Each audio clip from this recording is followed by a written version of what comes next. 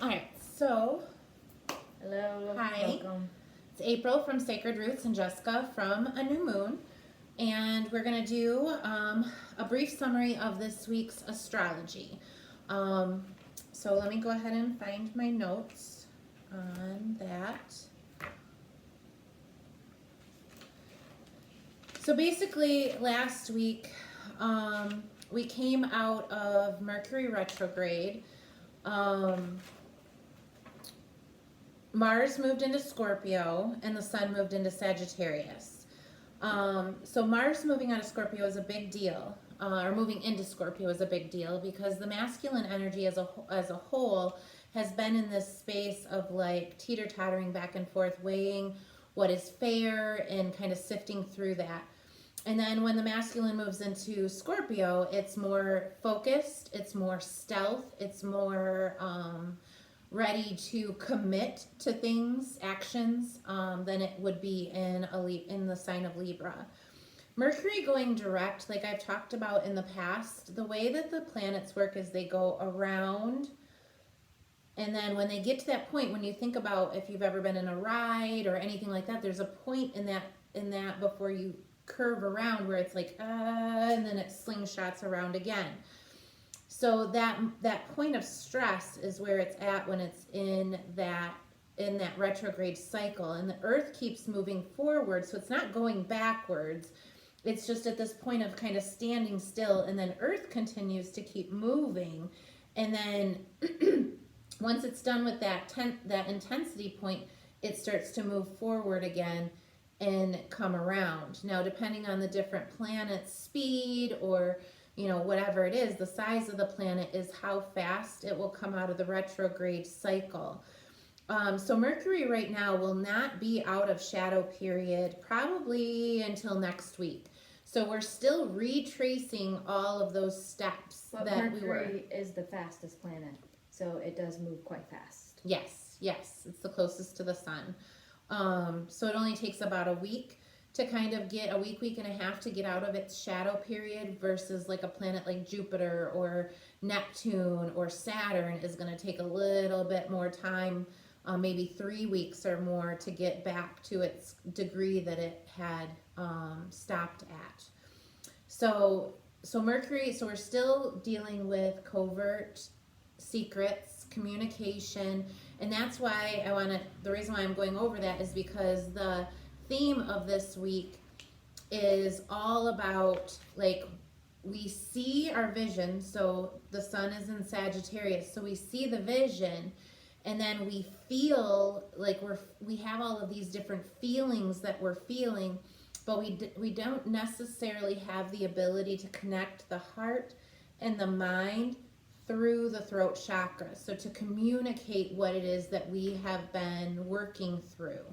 So the way that Ann Ortley talked about it in her weekly weather yesterday is like we see it, we feel it, but our verbiage about it could be very clumsy because we don't necessarily, it's like we know what we want to say, but we don't know how we want to say it, because once we say something, we can't take it back, right? So it's like we want to come up with the ideal, and that's what the Mars energy being in Libra has been teeter-tottering back and forth, because it's like weighing all the stuff because we want the absolute right way to say what it is. And some of the stuff that April is going to talk about is dealing with like fear and fear of moving forward, fear of this. So it's like we know how we feel here, we know what we see here, but it's like we're afraid to communicate about it. And that's the south node in Capricorn, is it's like we are so afraid of repeating cycles from our past that we almost have this like gun shy mentality. It's like, oh, I don't know if I want to commit to this because I did it before and it failed. So like, if you had been married before, or previous relationships, or starting a business, or having a baby, like the last baby I had, he was colicky and all these things. I'm scared to get pregnant again because that baby might, be colicky or whatever. So that's kind of what the fear basis of what is being burped up through the Scorpio energy. It's like we see that we've been to the darkness and now we're trying to move towards the light. So with the Mercury retrograde, it's okay to not necessarily know how you want to communicate that. But there was one other, and it also with that, there's also this 3-month time period that we have to work, actually 2 now, that we have to work through this. Like our goal to get really things that you've been dreaming about, stuff like that going, is by mid-January is really when you want to have everything worked out in like a detailed form and be ready to kind of push forward. Might not be perfect, but it's like you're coming together with it, and this is like our rough cut. It's like our rough draft by mid-January. Like even I was talking about last week in my video of like this past weekend, it's like you don't know, God gives you these seeds of ideas. That's the Sagittarius, is like, I'm going to give you this gift of this seed of this inspiration. And it might even be something as mundane as like, I'm going to build an addition on my house in the spring. And it's like, you don't even realize until 10 years from now that addition ended up being the major gathering point of your house, and it harvested all these amazing memories that your children and your children's children are always going to remember and they're going to cherish. So it's like something just as mundane as building an addition on your house brings so much joy. Those are the kind of the seeds that the Sagittarius is giving you. So starting today, the moon is in Scorpio. There's a lot of gifts. So again, that Sagittarius energy is presenting you with these seeds of inspiration. There could be a sense of need of an invitation to do something. Like somebody might call you, and actually Jen called me and asked me to go out to dinner tonight. So, and I said yes. Like I just naturally heard like, yes, I want to go do that. So it's like there could be some kind, and actually when you got here, I invited you into an idea. Something that it's like, oh, are you willing to commit to this with me? So notice where there's some invitations that come in. And again, transits aren't always instantaneously. Like I told you this weekend, sometimes like if you watch people around you, it typically will hit her chart because she's Aries before it hits my chart as a Taurus. So like she'll get something that happens and then there will be a mirror to it in a couple weeks later. So these are transits happen. It's like a ripple effect. So you put you slap the water and the ripples kind of go out.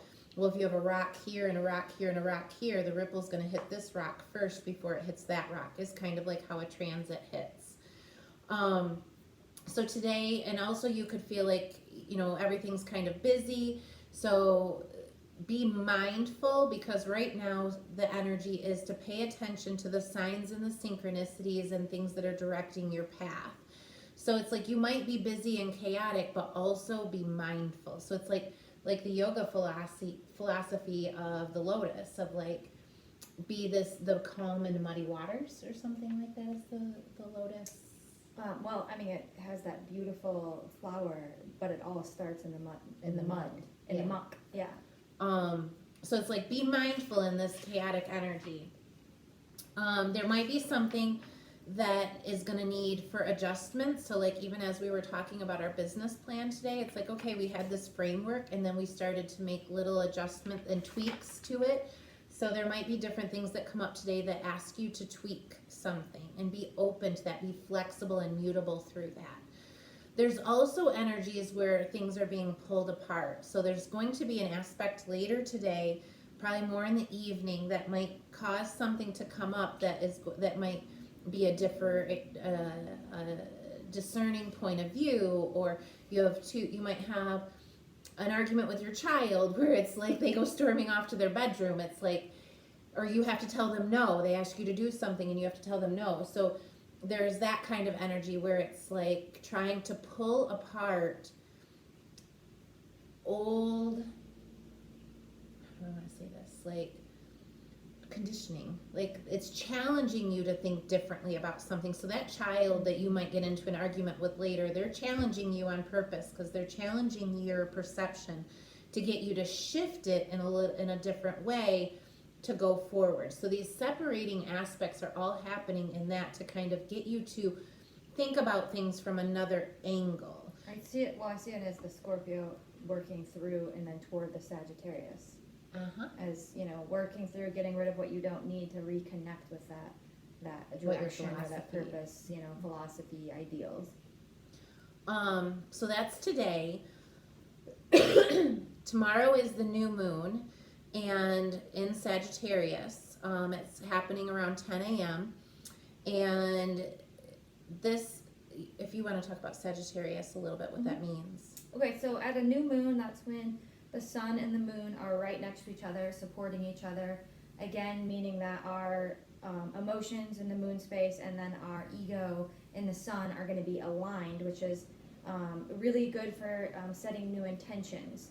And then being in the sign of Sagittarius is the centaur or the archer that aims the arrow. So once we've moved through Scorpio, getting rid of all the things we don't need, just cleaning the vessel out, now we're ready to really aim in a new direction. And one of the things they say, sorry about that, one of the things they say about Sagittarius is that it's the wanderer. So after you've cleaned everything out and you're this new vessel that's pure and clean, now you're ready to go out. And the idea of wandering is reconnecting with a new ideal, reconnecting with a new goal. It's a really good time to think about, is this career in line with you? Is this relationship in line with you? Is this lifestyle? Is this home? Is my work-life balance? A lot of resetting our scales for what is for us at this point. Or to be inspired by something. Maybe a new relationship comes in that inspires you to do something different and to take you into a different direction. Or you get a new job that like in your old job you were like gray and Eeyore, and then this new job comes in and you're like inspired to work again. Is kind of what I see with the Sagittarius energy. But you have to be like willing to be in that place of being the wanderer, because in Scorpio, which is the sign right before it, that is fixed, that is grounded. There could be some like wanting to stagnate there, but really releasing from that and shooting forward with this arrow energy, toward the ideal, not being afraid to step out of your comfort zone. And Sagittarius is not. They're naturally very, very curious. They're a mutable energy, ruled by a fire sign. So they're fire, but they're not overwhelming fire. They're a little fire here, a little fire there.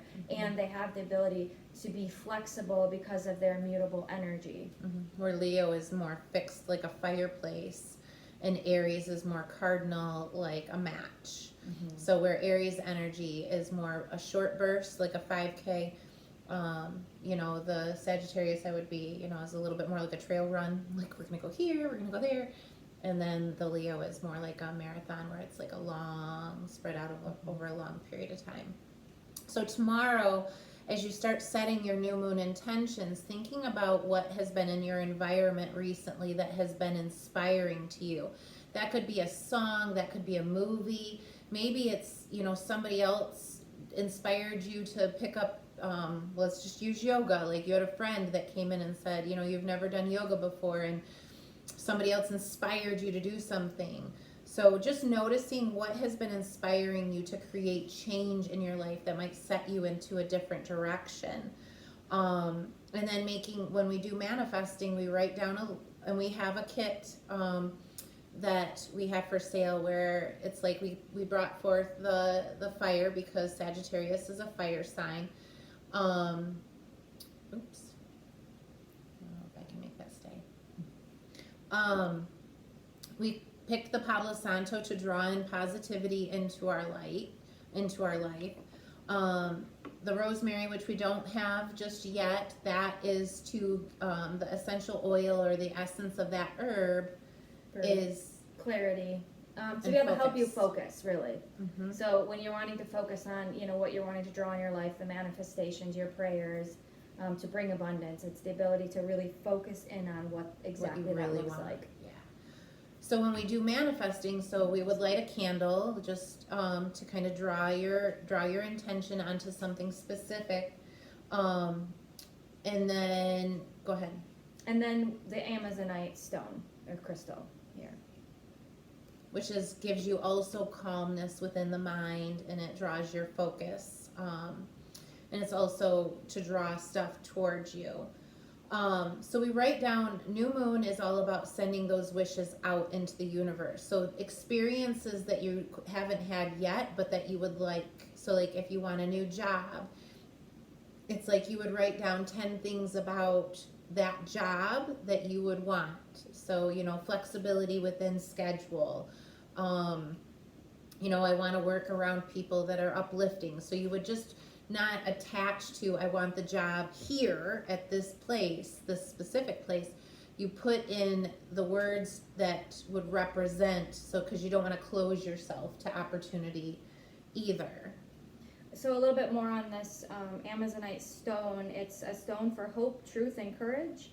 It liberates you to move beyond fear and judgment, empowers us to discover our integral truth, and ultimately bringing us closer to our purpose and goals. That's what that is for. Well, and what the astrology surrounding the new moon is it's linked to partnership. There's a strong transit that is going to draw the right people into your life, or you might just even like the conversation that her and I had today, it's like how we're going to work together. So you might have different conversations that come up tomorrow about how you're going to work with somebody else to achieve a goal. And it's asking you to be creative. So again, within that Amazonite, it is going to put off that vibration to inspire creative thoughts within you. Going on Wednesday. Wednesday is a big day, okay? Big day because we have a Sagittarius moon, which is all about inspiration and creativity and being mutable and movement and light. But then we have the planet of Neptune. So Neptune is all about dreams and fantasy and all of that kind of stuff, but it can also rule illusions and delusions. So it's like a mirage. It's not the physical, tangible things. It's like I'm going to give you this idea or this dream, and then you have to put the physicality to it to work. So that planet has been retrograde since April. So like for me, I kind of released my business ideas about April time, where I was like, I scaled all my classes back to one class a week. I put my business plan away, and I just did life all summer. But recently I've been re-encouraged with it and getting all my old stuff back out again. So it's like as Neptune goes direct, I'm gonna be working with the energy to move it forward. So just notice that where something might have gotten put on pause around April, that's been coming back around for you to look at again. And that's where, you're going to shift forward, and Neptune is going to help you with that. It's like I told you, I think about a month ago, where it feels like all these blocks have been put in front of you and you haven't had access to different planets in your chart. Well, Neptune is one of those points where we haven't been able to work with Neptune. We haven't had that inspiration to go forward, and now we will. Tomorrow also has an aspect to Chiron. So Chiron is our wounded healer. Wait, Wednesday? Yeah, Wednesday. Wednesday, there could be something that comes up that might kind of, we all have scabs and scars, and that, like, you might have a scar that's been healed for a while, but if somebody touches that scar, even topically just right, you can be like, oh, like that kind of hurt. So, because of the scar tissue there. So there can be some different wounds that will be triggered from the past that could come up on Wednesday. So just even going into Wednesday, that like, okay, might feel a little extra sensitive today, gives you ownership, so that if somebody comes in and does something that triggers you, okay, this was that Chiron aspect that was going to happen today. I know that this is about something they're triggering something in me. So it might, I mean, hold other boundaries and accountability with other people, but having that ownership that somebody else's actions aren't necessarily, it's not them necessarily, but something that gets triggered within you. So like I had talked about in my video earlier this morning, there's this feeling of like, the way that you act causes this in me. Well, that person could be with her and that wouldn't bother her at all. It wouldn't trigger her. So this is my wound that it's triggering. So I need to own that, Yeah, it doesn't always make it okay for whatever they're doing, but I think the language around how you communicate to that person becomes really important, where it's, it's not like the verbiage that you make me angry. It would be more like, when you do, XYZ, it makes me feel angry. So I'm taking ownership over what I'm feeling, but I'm also letting them know that, giving them an idea of how it makes me feel and how it's affecting me. So if they really care about me, blaming them or shaming them. Yeah, where if they really care about me, they can say, okay, well, how can I help you with this? Hopefully they say that. Right. Well, even like within different words, like where you've said that's a trigger word for me. It's like because our relationship is important to me, like where that might be natural for me to say normally, or like for her, like my old thing, like when we started working together pretty intensely, like 2 years ago, like my thing, it wasn't even like a scolding thing, but like I always just point. It was just, I would point, and she's like, and that doesn't work for me. So it's like I would sit on my hands for a while because it was so natural for me to do it, but for her it was she didn't like her, so eventually I don't even think I do that anymore. It was distracting because I'd always be watching your hand, like unable to focus on what you're saying, like what is she doing with that hand? Right. I don't do that very much anymore. No, you don't. So through practice and being mindful of knowing that if affects her in a different way, it's like I'm going to be mindful of that. Where 5 other people, I could do this all day long and they wouldn't care. So there could be different things that get triggered within you on Wednesday. But also, again, there's a lot of good potential about moving your dreams forward into reality. On Thanksgiving, the moon is moving into Capricorn. Now, a Capricorn energy through a moon sign. Can you talk a little bit about Capricorn? Because I feel like these 2 days are about the archetype of okay, Capricorn. so the archetype of Capricorn is it's the goat, and it's typically associated with really climbing that mountain of success. So it's an earth sign, so it's stable, it's grounded, it really likes to strategize. I really like to compare Aries to Capricorn because they're both cardinal energies, but Aries gets like one idea and is like, okay, let's go do it. Capricorn sits down and is like, no, we got to make the plan. We've got to make sure we have all the things, because they're really going to arrive. Now that Aries is, halfway up the mountain and forgot half the things. Took a nap. Took a nap. They should have a Capricorn friend. Nope, we're going to keep going. So they're really going to help us be prepared, grounded, stable, but they're not staying there. They want to climb that mountain of success, whether that mountain of success is a career, being the stay-at-home mom, whether it's like starting a business. It could even be something within emotional fulfillment, but there is an ideal, a goal within that, and they want to get there, and they're not going to stop for anything. And so this could be like on Thanksgiving.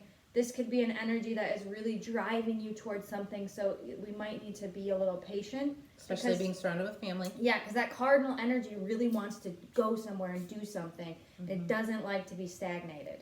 The way that I see the 3 earth signs working together, and it always comes back to running for me, but it's like, so when the earth signs work together between cardinal, fixed, and mutable, it's like the first leg of the race is the cardinal sign. So it's like Capricorn starts it. It's like they've got the baton, they've got the list with the whole plan that they made. The whole plan prepared us all. And then they went because Taurus is fixed, so they see the big picture. So it's like, okay, I got your list. Now I see the big picture of the plan. And then they do the second leg of the race, where it's like they go around and they kind of fixate it into reality. But then sometimes when you're fixed into something and you start to do it, you realize that things need to change. So it's like the original plan, that was great, but now if we tweaked it this way and that way, and then that's where Virgo comes in. It takes all the data from what happened in Taurus, and it's like, but let's do this, or let's do that. So they really perfect perfects the plan. Yep. Yeah. Um, Thank God for earth signs. right. Right. Okay, so but also Capricorn is not a very emotional sign. He's very icy. So going into that on your Thanksgiving, that knowing that people could feel the shadow sides of could be in a shadow version of Capricorn, where it's like, yeah, it's like the Rock. Well, because they just want to climb the mountain. That's all that matters. How are we going to get this done? How is the turkey going to get cooked? Forget the emotions. Like, we just want to, it's the goat that just wants to climb to the top of the mountain. It's not necessarily focused on emotions. Right. We're not going to snuggle. There's no time for snuggling. We got to climb the mountain. Climb the mountain. Yep. But within that, Capricorn, so if you're committed to, like, having things change within family dynamics, healing family wounds, Capricorn is a good sign to come in, because you're going to feel diligent about it. You're going to feel committed to it. And there's the energy with it is of creating within partnerships. So maybe when mom's going crazy about the turkey not being done, you and your sister-in-law are going to create a good environment together, or whatever. You could find that even inspiring conversations happen around the dinner table. There's some good Mercury aspects on that day, so it encourages fluent communication. So it's not like Mercury's in a hard aspect where there's not going to be a good verbal. So, like, I don't know, that will flow back and forth. Or that awkward dinner table thing where all the silverware is scraping and no one's speaking. Yeah, nobody's speaking. So yeah, there will be a good flow to where conversations you'll feel like talking versus feeling like being inside yourself. Yeah. The only struggle that I'm going to talk to you about on Thanksgiving Day is there's a square to partnership. And so you might find where people have different points of view on something, and it encourages a debate type of aspect.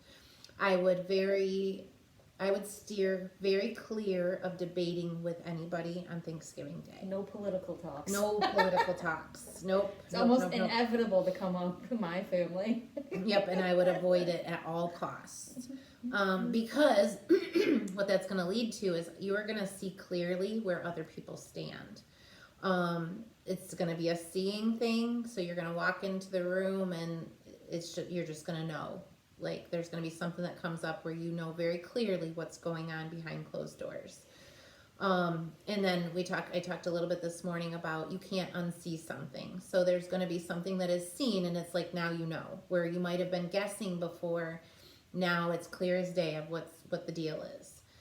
On this weekend, I'm going to summarize the weekend and then let April talk about the chakra. This weekend, the energy is going to be very intense. Like yesterday, me, her, and another friend of ours, it was like domino effects. Like, at first I'm texting them, I'm like, I'm feeling anxious, I don't know what's going on, like I can't breathe. And then, a couple hours later, April's like, I'm feeling a little bit anxious now, actually. And then this morning, first thing I wake up, our other friend is like, oh my gosh, like, I don't know where this anxiety is coming from. I did not communicate my anxiety to Jenny. You didn't communicate your anxiety last night to Jenny. Mm-hmm. So it was like it went bing, bing, bing. And that's this Mars transit. So it's like this weekend, you're going to feel like things are very intense. Like either this drive to pursue this dream or just something like is going to have this intensity that could make you feel a little anxious. Saturday and Sunday, the nodes of fate are very, very, very, very, very, very, very strong. So where you are, divine timing, right? My mom called me today. I'm going to be up north at my mom's this weekend, and she just had this idea about something that she wants to create. So I have a feeling that the conversations that I have with her and two of my other friends about that theme is going to come up, and it's fated. Something that we're going to do in February. A creative energy. So an event that we're going to create. And you could find that there's old partnerships that are going to fall away, because where all of these new partnerships are being invited in, we're going to be releasing old partnerships. So you might see, in these aspects it's with Chiron, so it's partnerships that have wounded you.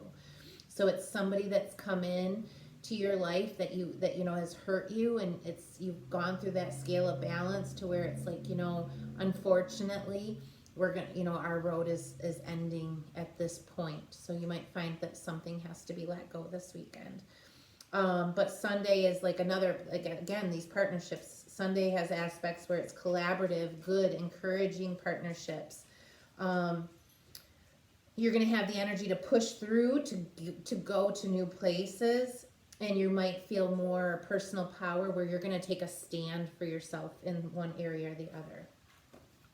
So go ahead if you want to talk about Okay, the so with this, the sun being in Sagittarius and the new moon on Tuesday also being in Sagittarius, we're going to be talking about the sacral chakra, which is very dominant for Sagittarians.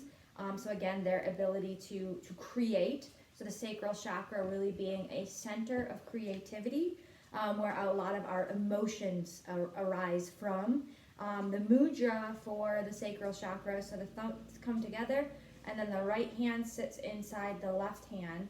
So this is kind of like this bowl. Kind of, if you think about this as like the feminine creative power. So the location of the sacral chakra is at the pelvis, so below the belly button. So if you actually, place this here at the sacral region, this is really powerful mudra for that. And then the actual movement, so the mudra would be there at the pelvis, and the movement would be actually to spiral the hips in engaging that creative feminine force. So the color represented by the sacral chakra is orange, and I'll read a little bit about this.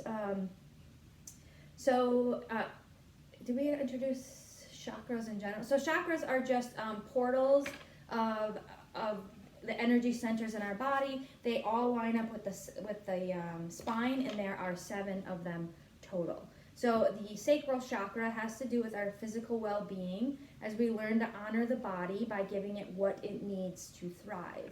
So it has a lot to do with our relationship to ourselves. So our ability to create usually comes from within ourselves. But it can relate to others in this ability to create. It has to do with food, sex, and pleasure. So it controls our appetite. So if we overindulge, we end up denying ourselves, or underindulge. We create more to burn up. So finding balance between control and letting go is essential for this chakra.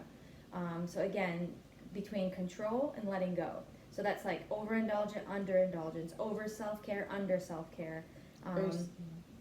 So finding, what were you going to say? Okay, so it's concerned with the quality of deserve, like feeling the ability to deserve. So that kind of goes back to like having the right to have feelings. Really arises from a healthy sacral chakra. The organs that are affected by the sacral chakra are going to be the small intestines and the reproductive organs and the transverse colon. So that's the one here that goes across here. The qualities are going to be well-being, sexuality, sensuality, pleasure, and abundance. So some of the symptoms of blockages within this chakra would include feelings of emptiness, being unwanted, unloved, unlovable, digestive system issues, feeling insecure or feeling cut off from one's needs. And some of this can be related to nurturing from a mother figure. Some of the life issues that this chakra is going to have to do with is to know who you are and what you do is enough. To have enough rest, food, exercise, and fun. So this can have to do with not having enough self-worth if we're in the blockages section, or having enough of what you do or have that it is enough. To create healthy boundaries to protect one's vital force. So if we don't have these healthy boundaries, we really can't come from a place of creating from abundance. The healthy signs for a healthy sacral chakra is going to have to do with the ability to receive love from others, especially females. Okay, so things that can be recommended here can be like digestive enzymes can be really good for people suffering from digestive issues. Essential oils recommended for anybody suffering from issues or just wanting to support this chakra in general through the season of Sagittarius is jasmine, neroli, and orange. So we do have orange essential oil highlighted here. Colors that are going to support this are going to be red and orange. Crystals will include tiger's eye, onyx, and carnelian. So this is what carnelian looks like. That's what I was like. Yep, that's highly recommended for this new moon energy. And I got a couple affirmations to read to sum it up. So again, for the sacral chakra, that's a creative energy center. I honor my body and treat myself respectfully. I trust my feelings and I give them ample room for expression. I receive pleasure and abundance with every breath I take. And as we kind of close on this, the ruling planet is Jupiter. So Sagittarius is all about expansion and contraction. So when Jupiter is going forward, we're expanding. When Jupiter goes retrograde, we're kind of pulling in spiritually. Jupiter and Sagittarius are all about I don't know, Jupiter is a representation in Sagittarius. That's why it's Christmas. It's like Santa Claus. It's like we're going to expand and give, or kind of like that draw back. Well, that would come from your ability to create. Yep. That's going to arrive from that space of, if you think about it as, this is the mudra of this chakra in this sacral region. It's like this ability to have this bowl to hold things of abundance. Think about where babies are made. That you can give to the world, right? Yeah, so that does have a lot to do with a feminine. Even for the males, you still have this female abundance energy, so this is still applicable to you. Absolutely. All right, well, thank you. We're going to change things up going forward. We've gotten feedback that the videos are a little bit long. So we're going to break it up in 2 different videos. We're going to do the astrology portion first, and then we'll shift into the reading. So we're going to close with this for now on this aspect of it, and then